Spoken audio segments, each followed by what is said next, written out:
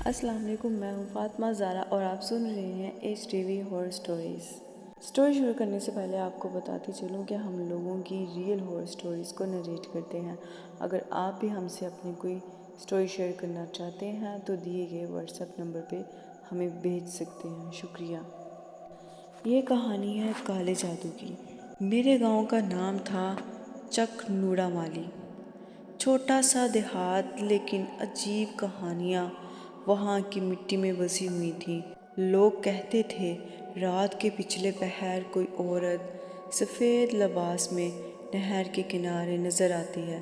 شروع میں سب اسے وہم سمجھتے تھے، مگر پھر ایک کے بعد ایک حادثہ ہونے لگا۔ ایک دن گاؤں کے نذیر کا بیٹا حامد لاپتہ ہو گیا۔ 3 دن بعد وہ خود ہی واپس آیا، مگر بدلا ہوا۔ آنکھوں میں لال لکیریں، بدن کمزور، اور وہ بار بار ایک ہی جملہ دہراتا، وہ مجھے اپنے پاس بلاتی ہے، وہ کہتی ہے میں اب اس کا ہوں۔ لوگ اسے نظر بد یا بخار سمجھتے رہے، مگر میری نانی نے ایک دن مجھے کہا، یہ جادو ہے بیٹا، کالا جادو، کسی نے اس لڑکے پر روح باندھی ہے۔ نانی نے قرآن شریف کھولا، کچھ آیات پڑھیں اور ایک پیالے میں پانی پر دم کیا، پھر حامد کے گھر جا کر اسے پلایا۔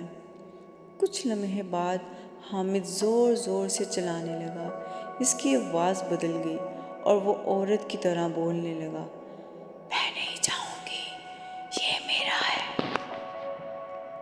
پورا گاؤں خوف زدہ ہو گیا۔ نانی نے سورہ بقرہ کی تلاوت کی اور ایک لمحے میں کمرے کا درجہ حرارت بدل گیا، جیسے ہوا جل گئی ہو، بتی بجھ گئی، دیواروں سے کسی کے ہنسنے کی آواز آئی اور سب خوف زدہ ہو گئے۔ نانی نے کہا یہ جادو کسی قبرستان کے اندر دفن کیا گیا ہے۔ میں، نانی اور میرا دوست بلال رات کو ٹارچ لے کر قبرستان گئے۔ خاموشی ایسی تھی کہ اپنے سانسوں کی آواز بھی ڈر لگنے لگی۔ ایک پرانی قبروں کے بیچ میں نانی نے زمین کھودنی شروع کی۔ کچھ لمحوں بعد مٹی میں سے ایک کالا کپڑا نکلا، جس پر کسی کے بال، ہڈی اور ناخن کی خوشبو تھی۔ نانی نے کہا یہی وہ عمل ہے جس سے حامد پر بندش ڈالی گئی ہے۔ ہم نے وہ کپڑا جلا دیا، مگر جیسے ہی آگ لگی، زمین ہلنے لگی۔ قبر کے اندر سے کسی کی چیخنے کی آواز آئی۔ قبر کے اندر سے کسی عورت کی چیخنے کی آواز آئی۔ نانی نے بلند آواز میں اعوذ باللہ من الشیطان الرجیم پڑھنا شروع کر دیا۔ اگلے ہی دن پتہ چلا کہ گاؤں کے کنارے ایک عورت شکیلہ بی بی بے ہوش پائی گئی۔ لوگ کہتے تھے وہ پچھلے کئی سالوں سے کالا جادو کرتی تھی، محبت کے جادو، بندش اور اسیر کے عمل۔ جب اسے ہوش آیا تو وہ روتے ہوئے کہنے لگی، میں نے غلط کیا، مجھے اس نے سکھایا تھا، میں نے لوگوں پر ظلم کیا۔ پھر اچانک وہ چیخ مار کر مر گئی۔ کسی کو سمجھ نہ آیا کہ ہوا کیا، مگر اسی دن حامد ٹھیک ہو گیا، جیسے کبھی کچھ ہوا ہی نہ ہو۔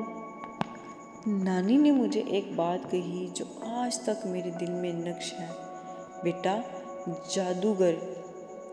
جادوگر کبھی خیر نہیں لاتا۔ جو دوسروں کے نصیب بدلنے نکلتا ہے، اس کا اپنا نصیب سیاہ ہو جاتا ہے۔ آج 20 سال بعد میں وہی کہانی لکھ رہا ہوں۔ اس گاؤں کے نہر کے کنارے اب بھی رات کو کبھی کبھی سفید کپڑوں میں ایک عورت دکھائی دیتی ہے۔ لوگ کہتے ہیں وہ شکیلہ نہیں بلکہ اس جادو کی علامت ہے جو کبھی مکمل ختم نہیں ہوا۔